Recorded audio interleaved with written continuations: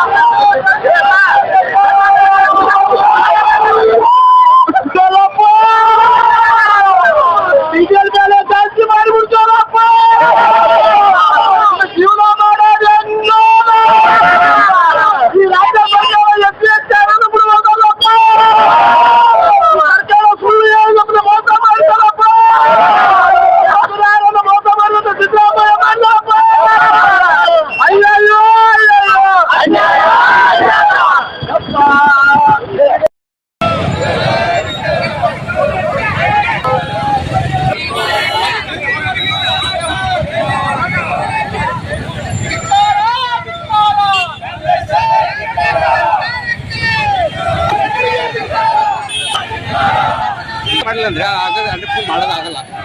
ಮಾಡ್ಬೇಕು, ಎಲ್ಲ ಕಡೆ ಮಾಡ್ಬೇಕು. ಒಂದ್ ಬಂದ್ ಮಾಡೋ ಉಪಯೋಗ ಇಲ್ಲ, ಎಲ್ಲ ಬಂದ್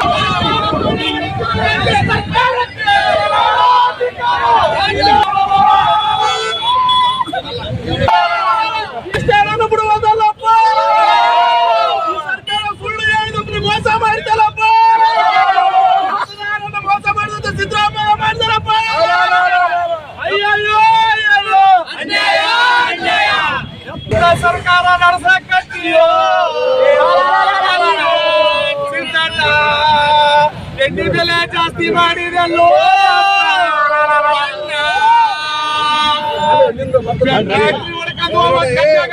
ಎಣ್ಣೆ ಬೆಲೆ ಹೆಚ್ಚು ಮಾಡಿ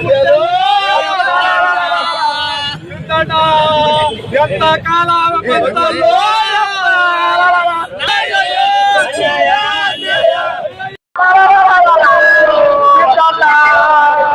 ಎಣ್ಣೆ ಬೆಲೆ ಜಾಸ್ತಿ ಮಾಡಿದಲ್ಲೋ.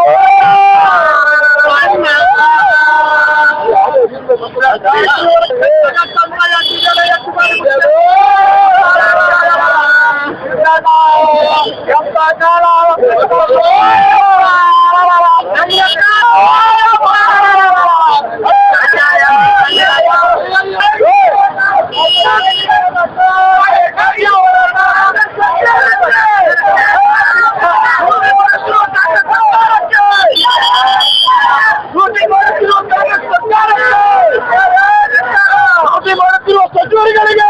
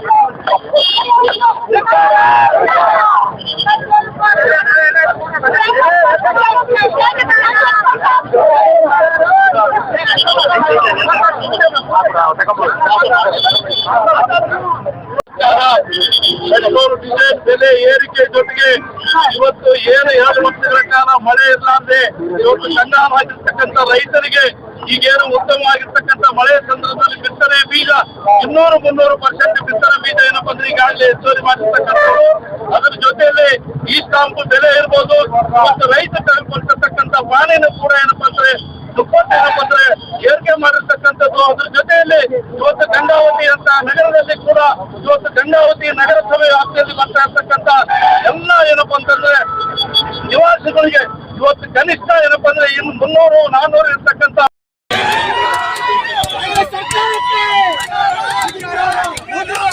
ಸಚಿವರಿಗೆ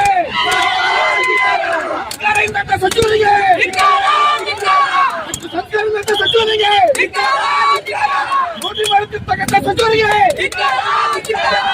ಸರ್ಕಾರಕ್ಕೆ ಮೋದಿ ಮಾಡುತ್ತಿರುವ ಸರ್ಕಾರಕ್ಕೆ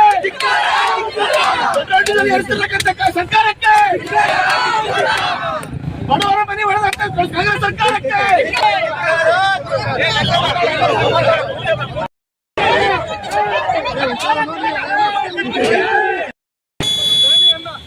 ರಾಜ್ಯ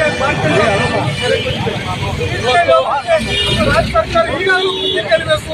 ಇವತ್ತು ಜನಸಾಮಾನ್ಯರಿಗೆ ಹೊರೆಯಾಗದ ರೀತಿ ಎಲ್ಲ ಬೇಡಿಕೆಗಳನ್ನು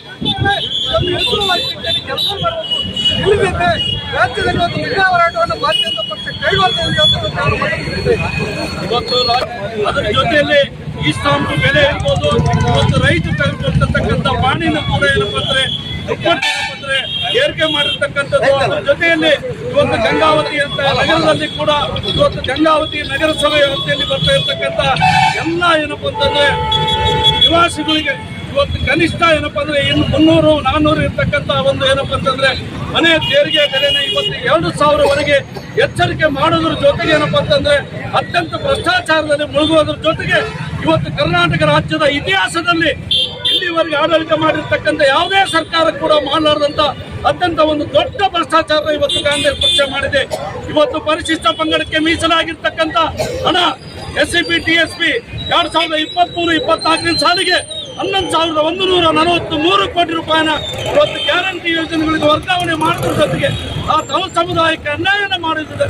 ಅದ್ರ ಜೊತೆಯಲ್ಲಿ ಇವತ್ತು 187 ಕೋಟಿ ವಾಲ್ಮೀಕಿ ಸಮಾಜ ಪರಿಶಿಷ್ಟ ಪಂಗಡಕ್ಕೆ, ಪರಿಶಿಷ್ಟ ಪಂಗಡದ ಮಕ್ಕಳ ಕಲ್ಯಾಣ ಅಭಿವೃದ್ಧಿಗೆ ಮೀಸಲಾಗಿರ್ತಕ್ಕಂಥ 187 ಕೋಟಿ ಹಣನ ರಾಜ್ಯದ ತೆಲಂಗಾಣಕ್ಕೆ ಇವತ್ತು ವರ್ಗಾವಣೆಯಾಗಿದೆ. 18 ಬೋಗಸ್ ಅಕೌಂಟ್ 187 ಕೋಟಿ ಹಣ ಬರಲೇಬೇಕು. ಈಗಾಗಲೇ ಈ ರಾಜ್ಯದ ಮುಖ್ಯಮಂತ್ರಿ ಆಗಿರ್ತಕ್ಕಂಥ ಸನ್ಮಾನ್ಯ ಶ್ರೀ ಸಿದ್ದರಾಮಯ್ಯನವರು ಇವತ್ತು ಹಣಕಾಸು ಖಾತೆನ ತಮ್ಮ ಕೈಯಲ್ಲಿ ಇಟ್ಕೊಂಡಿದ್ದಾರೆ. ಇವತ್ತು ಅವರ ಆದೇಶ ಇರಲಾರ್ದೆ ಒಂದೇ ₹1 ಕೂಡ ವರ್ಗಾವಣೆ ಆಗಕ್ಕೆ ಸಾಧ್ಯ ಇಲ್ಲ ಬಂಧುಗಳೇ. ಆದ್ರೂ 180 ಕೋಟಿ ಹಣ ಇವತ್ತು ಬಾರ್ಗಳಿಗೆ ವರ್ಗಾವಣೆ ಆಗಿದೆ. ಬಂಗಾರದ ಅಂಗಡಿ, ಗಿರಿವಿ ಅಂಗಡಿಗಳಿಗೆ ವರ್ಗಾವಣೆ.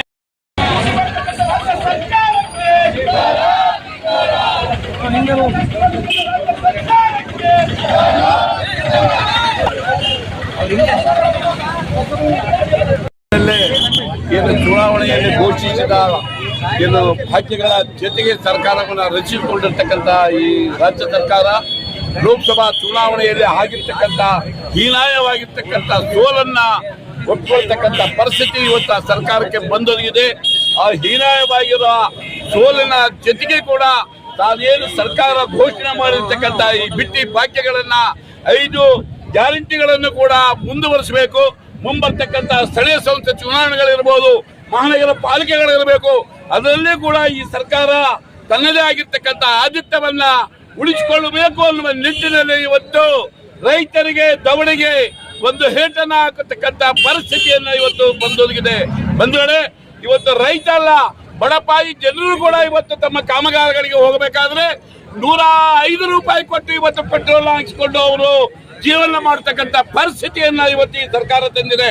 ರೈತ ಒಂದು ಕಡೆ ರೈತ ಬೆಳೆದರೆ ಇವತ್ತು ಒಳ್ಳೆಯ ಸಮೃದ್ಧಿ ಅಂತಕ್ಕಂಥ ಹೇಳ್ತಾರೆ, ತಾವೇ ಹೇಳ್ತಾರೆ ಜೈ ಜವಾನ್ ಜೈ ಕಿಸಾನ್ ಅನ್ನೋದನ್ನ, ಜೈ ಜವಾನ್ ಇರ್ತಕ್ಕಂಥದ್ದನ್ನ, ಜೈ ಕಿಸಾನ್ ಇರ್ತಕ್ಕಂಥದ್ದನ್ನ ಕಿಸೆ ಒಳಗೆ ಹಾಕಿಕೊಳ್ತಕ್ಕಂಥ ಧೋರಣೆಯನ್ನ ಈ ಸರ್ಕಾರ ತೆಗೆದುಕೊಂಡಿದೆ ಅಂತಕ್ಕಂಥ ಮಾತನ್ನ ನಾನು ಹೇಳ್ತಾ ಇದ್ದೇನೆ.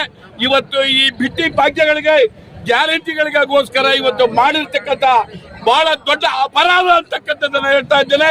ಹಾಗಾಗಿ ಈ ದೇಶದಲ್ಲಿ ಕರ್ನಾಟಕ ರಾಜ್ಯದ ದುರಾಡಳಿತವೇ ಕಾರಣ.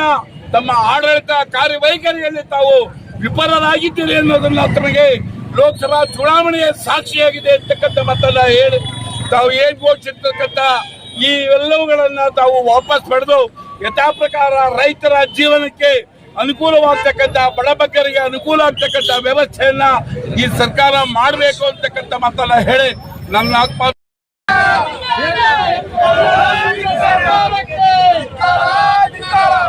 ಜಾಸ್ತಿ ಮಾಡಿರುವಂತ ಕಾಂಗ್ರೆಸ್ ಸರ್ಕಾರಕ್ಕೆ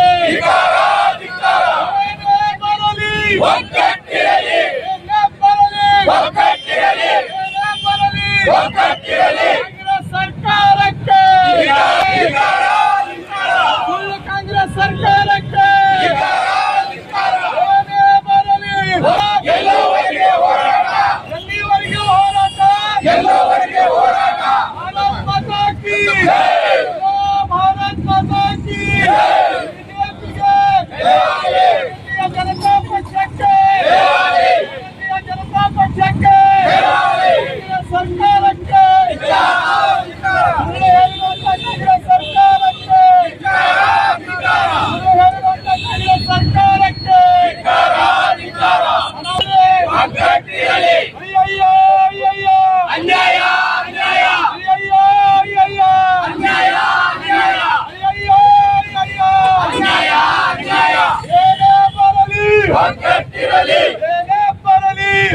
ಭಾರತೀಯ ಜನತಾ ಪಕ್ಷಕ್ಕೆ, ಭಾರತೀಯ ಜನತಾ ಪಕ್ಷಕ್ಕೆ, ಭಾರತೀಯ ಜನತಾ ಪಕ್ಷಕ್ಕೆ ಭಾರತಕ್ಕಾಗಿ ಹೋರಾಟ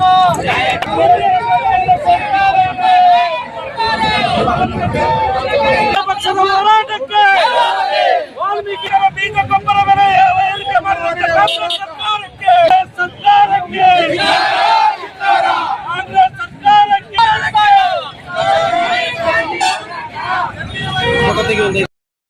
BY ವಿಜೇಂದ್ರ ಅವರ ಒಂದು ನಿರ್ದೇಶನದ ಮೇಲೆ ನಮ್ಮ ಕಾಂಗ್ರೆಸ್ ರಾಜ್ಯ ಸರ್ಕಾರದ ದುರಾಡಳಿತ ಅವ್ಯವಹಾರವನ್ನು ಖಂಡಿಸಿ ಬೆಲೆ ಏರಿಕೆಯನ್ನು ಖಂಡಿಸಿ ಇವತ್ತು ಇಡೀ ಪ್ರತಿಯೊಂದು ವಿಧಾನಸಭಾ ಮಂಡಲದಲ್ಲಿ ಇವತ್ತು ಪ್ರತಿಭಟನೆ ನಡೀತಾ ಇದೆ.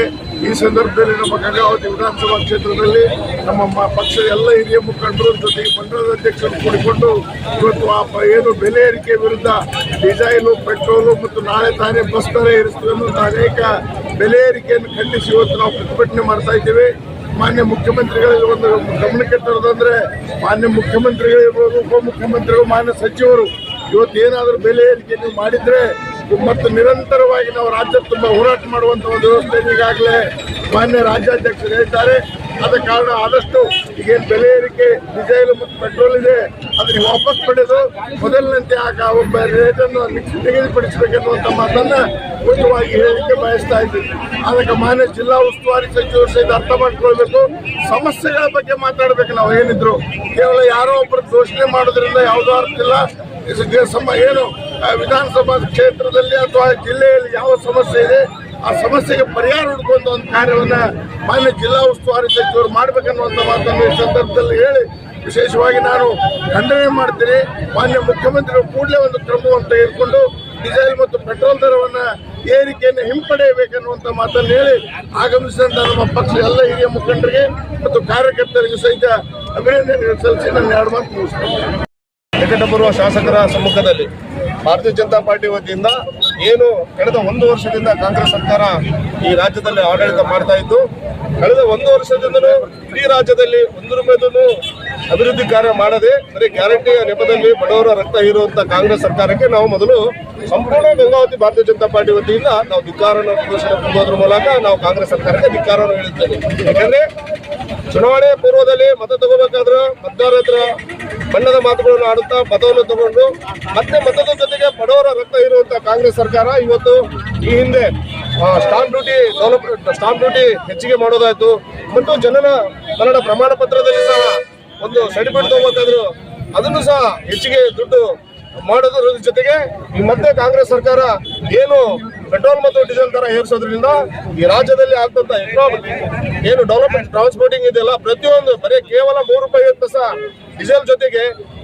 ಏನಿದೆ ಟ್ರಾನ್ಸ್ಪೋರ್ಟ್ ಡೆವಲಪ್ಮೆಂಟ್ ಏನಿದೆ ಅವ್ರ ಖರ್ಚು ಅದ್ರ ಮೇಲೆ ಬರುತ್ತೆ, ಅದ್ರ ಹೊರೆ, ಆಮೇಲೆ ಅದ್ರ ಟ್ರಾನ್ಸ್ಪೋರ್ಟಿಂಗ್ ಹೊರೆ, ಈಗೆಲ್ಲ ಹೊರೆಗಳನ್ನು ಬಡವರ ಮೇಲೆ ಇರೋದ್ರಿಂದ ರಾಜ್ಯ ಸರ್ಕಾರ ಮತ್ತು ಮುಖ್ಯಮಂತ್ರಿ ಸಿದ್ದರಾಮಯ್ಯ ಅವರಿಗೆ ನಾವು ಭಾರತೀಯ ಜನತಾ ಪಾರ್ಟಿ ಕಡೆಯಿಂದ ನಾವು ಒಂದೇ ವಿನಂತಿ, ಯಾವುದೇ ಕಾರಣಕ್ಕೂ ನೀವು ಈ ಒಂದು ದರವನ್ನು ಏರಿಕೆ ಮಾಡಿದ್ದು ನಾವು ಹಿಂಪಡಿಲೇಬೇಕಂತ ಹೇಳುತ್ತಾ ನಾವು ಭಾರತೀಯ ಜನತಾ ಪಾರ್ಟಿ ಗಂಗಾವತಿ ಮತ್ತು ಎಂದರೆ ಕರ್ನಾಟಕ ರಾಜ್ಯ ಅಂತ ನಾವು ನ್ಯಾಯಬದ್ಧವಾಗಿ ಬಡವರಿಗೋಸ್ಕರನೇ ನಾವು ಪರವಾಗಿ ನಾವು ಹೋರಾಟ ಮಾಡ್ತಿದ್ವಿ.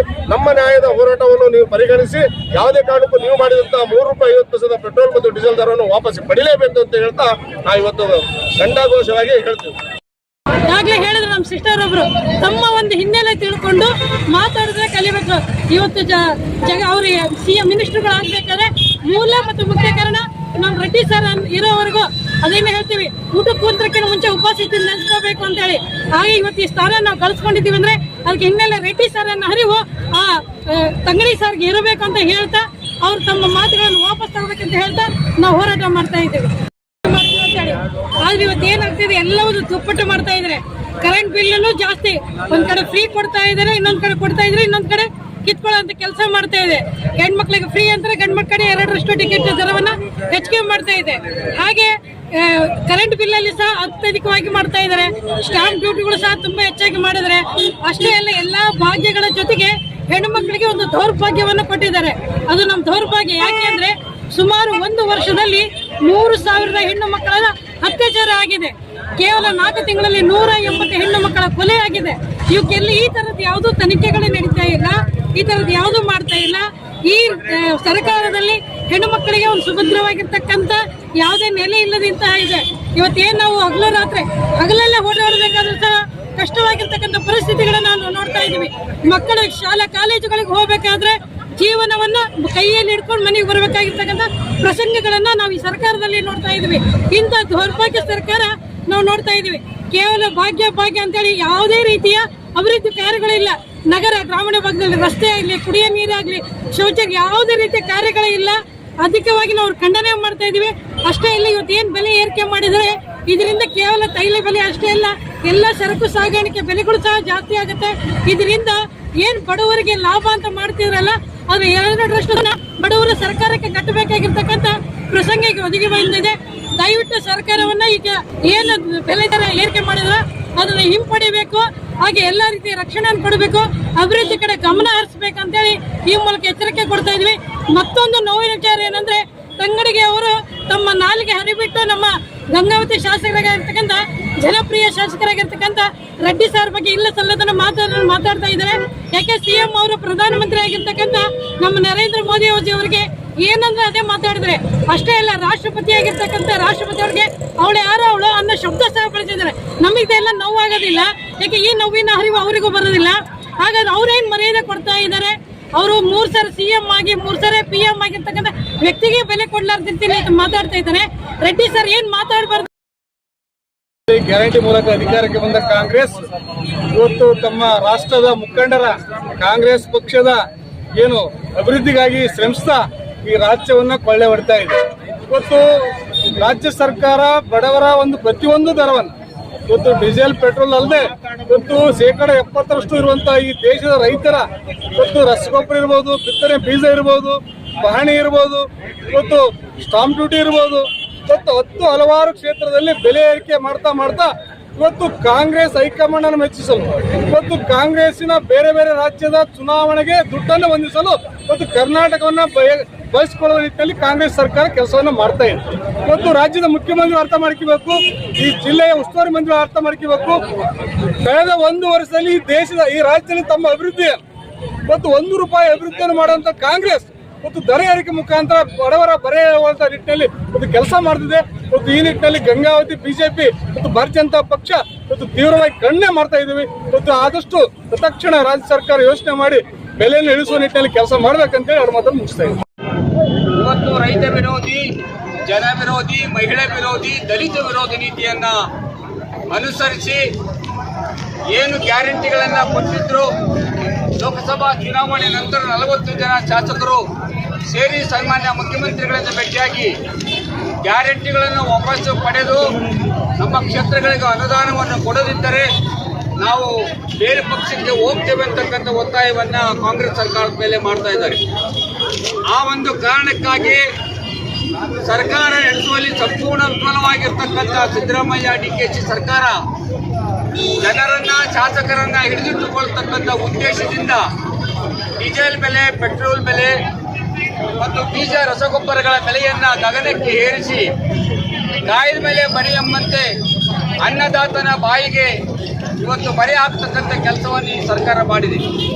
ಆ ಕಾರಣಕ್ಕಾಗಿ ಈ ಸರ್ಕಾರ ಇವತ್ತು ದಿವಸ ಎಲ್ಲವನ್ನ ಕಳೆದುಕೊಂಡಿರ್ತಕ್ಕಂಥ ಸರ್ಕಾರ ಆಗಿರೋದ್ರಿಂದ ನಾವು ಈ ನಾಡಿನ ನೆಲಜಲ ಸಂಪತ್ತುಗಳನ್ನು ಉಳಿಸ್ತೇವೆ ಅಂತಕ್ಕಂಥ ಸಿದ್ದರಾಮಯ್ಯನವರು ತುಂಗಾಭದ್ರಾ ಜಲಾಶಯದಲ್ಲಿ ಈ ಸಖೆ 23-24 ಇಸ್ವಿಯಲ್ಲಿ ಬೇಸಿಗೆ ಕೊಡಬೇಕಾದಂಥ ನೀರನ್ನ ಸುಮಾರು 5 TMC ನೀರನ್ನ ಕಳವಿಲೆ ಮಾರಿಕೊಂಡಿರ್ತಕ್ಕಂಥ ಉದಾಹರಣೆ ನಮ್ಮಲ್ಲಿದೆ. ತಾಕತ್ತಿದ್ರೆ ಅದನ್ನ ನಾವು ಚರ್ಚೆ ಮಾಡಕ್ಕೆ ಸಹಿತ ಸಿದ್ಧರಿದ್ದೇವೆ. ಕುಡಿಯುವ ನೀರಿಗೆ ಕೂಡ ತೊಂದರೆ ಮಾಡಿ ಜಲಚರ ಪ್ರಾಣಿಗಳು ಕುಡಿಯುವ ನೀರನ್ನು ಮಾಡಿಕೊಂಡಿರ್ತಕ್ಕಂಥ ಮಾನಗೆಟ್ಟ ಸರ್ಕಾರ ಯಾವಾದಾದ್ರೆ ಅದು ಕಾಂಗ್ರೆಸ್ ಸರ್ಕಾರ. ಬಂಧುಗಳೇ, ಇಂಥ ಮಾನಗೆಟ್ಟ ಸರ್ಕಾರ ತನ್ನ ಮಾನವನ್ನು ಉಳಿಸಿಕೊಳ್ಳುವ ಸಲುವಾಗಿ ಜನರ ಮೇಲೆ ಬರೆ ಹಾಕ್ತಕ್ಕಂಥ ಬೆಲೆ ಏರಿಕೆಯನ್ನು ಮಾಡ್ತಕ್ಕಂಥ ಷಡ್ಯಂತ್ರವನ್ನ ಮಾಡ್ತಾ ಇದೆ ಬಂಧುಗಳೇ. ಆ ಕಾರಣ ಇದು ಸರ್ಕಾರ ಬಹಳ ದಿನ ಉಳಿಯೋದಿಲ್ಲ. ಈಗಾಗಲೇ ಸರ್ಕಾರವನ್ನ ನಾವೇ ಕೆಡಿಕೊಳ್ಳೋದಕ್ಕೆ ಈಗಾಗಲೇ ಕಾಂಗ್ರೆಸ್ ಸರ್ಕಾರದಲ್ಲಿ ಚಿಂತೆ ನಡೀತಿದೆ. ಆ ಕಾರಣ ನಿಮ್ಮಲ್ಲಿ ಏನಾದರೂ ಪ್ರಣಾಳಿಕೆ ಪ್ರಕಾರ ನೀವು ಕೊಡ್ತಕ್ಕಂಥ ಉದ್ದೇಶ ಇದ್ರೆ ಈಗೇನು ನೀವು ಬೆಲೆ ಏನು ಮಾಡದೆ ಜನರಿಗೆ ಏನು ಗ್ಯಾರಂಟಿಗಳನ್ನು ಕೊಟ್ಟಿದ್ದೀರಿ ಆ ಗ್ಯಾರಂಟಿಗಳನ್ನ ಮುಂದುವರಿಸಿಕೊಂಡು ಹೋಗ್ತಕ್ಕಂಥದ್ದು ನಿಮ್ಮ ಕರ್ತವ್ಯ. ಅದು ಬಿಟ್ಟು ಬೆಲೆ ಏರಿಕೆ ಮಾಡಿ ಜನರಿಂದ ದುಡ್ಡು ಕಸ್ಕೊಂಡು ಮತ್ತೆ ಜನರ ಮಹಿಳೆಯರಿಗೆ ಕೊಡ್ತಕ್ಕಂಥ ಈ ಕುತಂತ್ರ ಬಹಳ ದಿವಸ ನಡೆಯೋದಿಲ್ಲ. ಜನ ಬೀದಿಗೆ ಬರ್ತಾರೆ, ನಿಮ್ಮ ಸರ್ಕಾರವನ್ನ ತರಾಟಿ ತೆಗೆದುಕೊಳ್ತಾರೆ. ನಿಮ್ಮ ಸರ್ಕಾರದ ವಿರುದ್ಧ ಕರ್ನಾಟಕದ ರಾಜ್ಯದ 29,737 ಹಳ್ಳಿಯಲ್ಲಿ ದಂಗೆ ನಡೀತಾ ಇದೆ.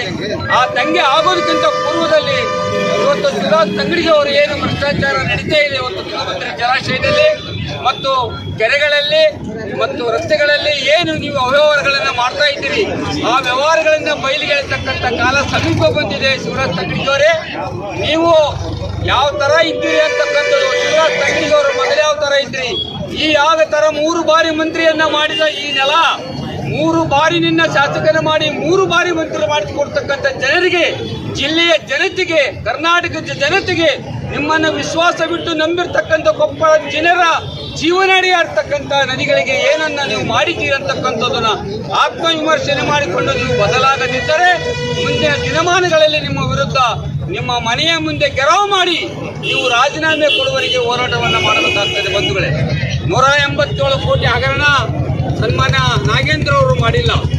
ಇವತ್ತು ಸನ್ಮಾನ್ಯ ಮುಖ್ಯಮಂತ್ರಿಗಳು DKಶಿ ಅವರು ಮೌಖಿಕ ಆದೇಶವನ್ನು ನೀಡಿ 187 ಕೋಟಿ ಡ್ರಾನ್ ಮಾಡಿ ಅದನ್ನ ಆಂಧ್ರ ಪ್ರದೇಶಕ್ಕೆ ಪ್ರಚಾರಕ್ಕೆ ಕೊಟ್ಟಿರ್ತಕ್ಕಂಥದ್ದು ಈಗಾಗಲೇ ಸಾಬೀತಾಗಿದೆ.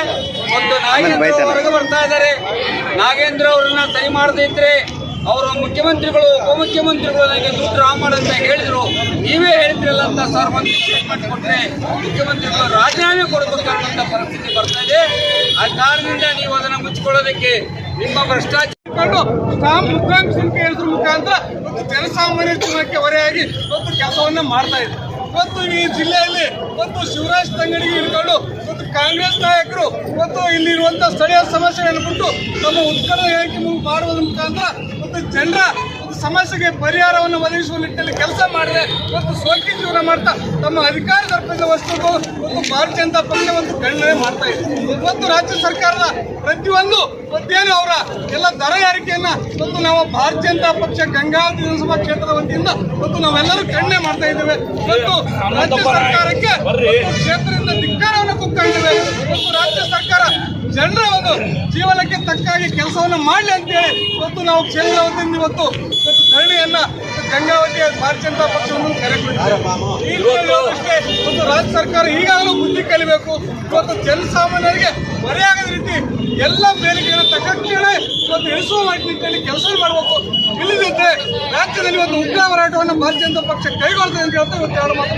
ಮಳೆ ಇರಲಾರ್ದೆ ಇವತ್ತು ಕಂಗಾಲಾಗಿರ್ತಕ್ಕಂಥ ರೈತರಿಗೆ ಈಗೇನು ಉತ್ತಮವಾಗಿರ್ತಕ್ಕಂಥ ಮಳೆ ಸಂದರ್ಭದಲ್ಲಿ ಬಿತ್ತನೆ ಬೀಜ 200-300% ಬಿತ್ತನೆ ಬೀಜ ಏನಪ್ಪ ಅಂದ್ರೆ ಈಗಾಗಲೇ ಹೆಚ್ಚುವರಿ ಮಾಡಿರ್ತಕ್ಕಂಥದ್ದು.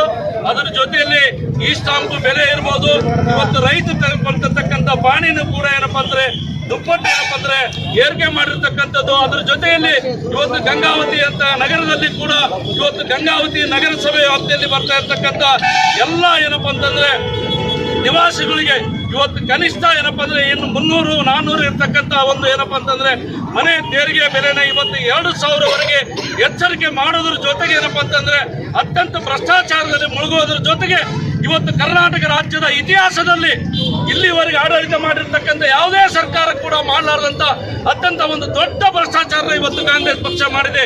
ಇವತ್ತು ಪರಿಶಿಷ್ಟ ಪಂಗಡಕ್ಕೆ ಮೀಸಲಾಗಿರ್ತಕ್ಕಂಥ ಹಣ SCP TSP 2023-24 ಸಾಲಿಗೆ 11,143 ಕೋಟಿ ರೂಪಾಯಿನ ಇವತ್ತು ಗ್ಯಾರಂಟಿ ಯೋಜನೆಗಳಿಗೆ ವರ್ಗಾವಣೆ ಮಾಡೋದ್ರ ಜೊತೆಗೆ ಆ ತಳ ಸಮುದಾಯಕ್ಕೆ ಅನ್ಯಾಯ ಮಾಡಿದೆ. ಅದರ ಜೊತೆಯಲ್ಲಿ ಇವತ್ತು 187 ಕೋಟಿ ವಾಲ್ಮೀಕಿ ಸಮಾಜ ಪರಿಶಿಷ್ಟ ಪಂಗಡಕ್ಕೆ, ಪರಿಶಿಷ್ಟ ಪಂಗಡದ ಮಕ್ಕಳ ಕಲ್ಯಾಣ ಅಭಿವೃದ್ಧಿಗೆ ಮೀಸಲಾಗಿರ್ತಕ್ಕಂಥ 187 ಕೋಟಿ ಹಣನ ರಾಜ್ಯದ ತೆಲಂಗಾಣಕ್ಕೆ ಇವತ್ತೇನಪ್ಪ ಅಂದ್ರೆ ವರ್ಗಾವಣೆ ಆಗಿದೆ. 18 ಬೋಗಸ್ ಅಕೌಂಟ್ಗಳು ಇವತ್ತು 18 ಬೋಗಸ್ ಅಕೌಂಟ್ನಲ್ಲಿ ಇವತ್ತು ಪಕ್ಕದ ಏನಿವತ್ತು ಶಿವರಾಜ್ ತಂಗಡಿಗೆ ಕ್ಷೇತ್ರ ಇದೆ, ಸ್ವಕ್ಷೇತ್ರ, ಅವ್ರ ಕ್ಷೇತ್ರಕ್ಕೆ ಕೂಡ ಇವತ್ತು ಆ ಕದಂಬ ಬಾವುಗಳು ಕೈ ಚಾಚಿದವೆ. ಇವತ್ತು ಶಿವರಾಜ್ ತಂಗಡಿ ನಿನ್ನ ಕ್ಷೇತ್ರದಲ್ಲಿ ಇರ್ತಕ್ಕಂಥ ಇವತ್ತು ನೆಕ್ಕಂಟಿ ನಾಗರಾಜರನ್ನು ಈಗಾಗಲೇ ಬಂಧನಕ್ಕೆ ಒಳಗಾಗಿದ್ದಾರೆ. ಆ ಎಚ್ಚರಿಕೆ ಇರಲಾರ್ದೆ ನಮ್ಮ ಗಂಗಾವತಿ ಶಾಸಕರ ಬಗ್ಗೆ ಉದ್ದಾಟತನದ ಹೇಳಿಕೆಯನ್ನು ನೀಡಿದೆಯಾ? ನಿನಗೆ ಎಚ್ಚರಿಕೆ ಕೊಡ್ತಾ ಇದ್ದೀವಿ. ಇವತ್ತು 187 ಕೋಟಿ ಹಗರಣ ಬಯಲಿಗೆ ಬರಲೇಬೇಕು. ಈಗಾಗಲೇ ಈ ರಾಜ್ಯದ ಮುಖ್ಯಮಂತ್ರಿ ಆಗಿರ್ತಕ್ಕಂಥ ಸನ್ಮಾನ್ಯ ಶ್ರೀ ಸಿದ್ದರಾಮಯ್ಯನವರು ಇವತ್ತು ಹಣಕಾಸು ಖಾತೆನ ತಮ್ಮ ಕೈಯಲ್ಲಿ ಇಟ್ಕೊಂಡಿದ್ದಾರೆ. ಇವತ್ತು ಅವರ ಆದೇಶ ಇರಲಾರ್ದೆ ಒಂದೇ ₹1 ಕೂಡ ವರ್ಗಾವಣೆ ಆಗೋಕ್ಕೆ ಸಾಧ್ಯ ಇಲ್ಲ ಬಂಧುಗಳೇ. ಆದ್ರೆ 180 ಕೋಟಿ ಹಣ ಇವತ್ತು ಬಾರ್ಗಳಿಗೆ ವರ್ಗಾವಣೆ ಆಗಿದೆ, ಬಂಗಾರದ ಅಂಗಡಿ ಗಿರಿವಿ ಅಂಗಡಿಗಳಿಗೆ ವರ್ಗಾವಣೆ ಆಗಿದೆ. ಇದರಲ್ಲಿ ರಾಯಚೂರು ಜಿಲ್ಲೆ ಉಸ್ತುವಾರಿ ಸಚಿವರಾಗಿರ್ತಕ್ಕಂಥ ಶ್ರವಣ ಪ್ರಕಾಶ್ ಪಾಟೀಲ್ ಅವರು, ವಾಲ್ಮೀಕಿ ನಿಗಮದ ಅಧ್ಯಕ್ಷರಾಗಿರ್ತಕ್ಕಂಥ ಬಸವರಾಜ್ ದತ್ತಲ್ ಅವರು, ಈ ರಾಜ್ಯದ ಡೆಪ್ಟಿ ಸಿಎಂ ಆಗಿರ್ತಕ್ಕಂಥ DK ಶಿವಕುಮಾರ್ ಅವರು ಮತ್ತು ನೈತಿಕ ಹೊಣೆ ಹೊತ್ತು ಈ ರಾಜ್ಯದ ಮುಖ್ಯಮಂತ್ರಿ ಆಗಿರ್ತಕ್ಕಂಥ ಸಿದ್ದರಾಮಯ್ಯನವರು ಕೂಡ ರಾಜೀನಾಮೆ ಕೊಡಲೇಬೇಕಂತಕ್ಕಂಥ ಮಾತನ್ನ